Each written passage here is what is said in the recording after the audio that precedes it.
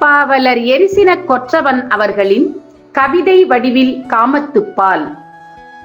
ஆரணங்கே உன்னழகு அட்சய பாத்திரமோ, ஆதவனை தோற்கடிக்கும் அழகியொந்தன் நேத்திரமோ, முந்தி நிற்கும் முன்னழகு முடிந்து வைத்த மோகனமோ, இருதயத்தை ஏன் பறித்தாய் என் உயிர் உன் வாகனமோ, பூவையுந்தன் புடவையது பூமி கொண்ட தோரணமோ, பூக்குதடி மலர்களெல்லாம் உன் பொன்விழிதான் காரணமோ, இளையவளின் இடையழகு இன்பங்களின் பாயிரமோ, வேல் போன்ற விழி இரண்டும் வேலவனின் ஆயுதமோ, பிறையொத்த நெற்றியது பிரம்மன் செய்த நூதனமோ, வஞ்சியுந்தன் மேனி என்ன வானவர்த்தம் சீதனமோ, சகியே உன் மூச்சிலென்ன சந்தனத்தின் நறுமணமோ, வினவுதடி கேள்வி பல இது விழிகள் செய்யும் சுயம்பரமோ, அழகே உன் பல்லழகில் ஆழிமுத்தும் தோற்றிடுமோ, பூவையவள் பார்வை என்னை புலவனாக மாற்றிடுமோ, மூங்கில்கள் தோளாக முத்தெல்லாம் பல்லாக, இளம் பரிதி நாணுகின்ற இளம் தளிருன் உடலாக, மேனி கொண்ட வாசமெல்லாம் மென்மலரின் மனமாக,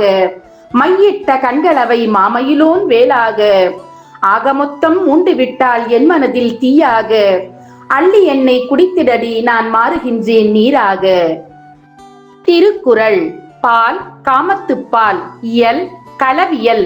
அதிகாரம் 112. நலம் புனைந்துரைத்தல். குறள் எண் 1113. முறிமேனி முத்தம் முறுவல் வெறிநாற்றம் வேலுண்கண் வேய்த்தோள் அவட்கு. பொருள்: முத்தை போன்ற பற்கள், மூங்கில் போன்ற தோள்கள், தளிர் போன்ற மேனி, கிறங்க வைக்கும் நறுமணம், வேல் போன்ற விழிகள், இவையெல்லாம் உடையவள் என் காதலி.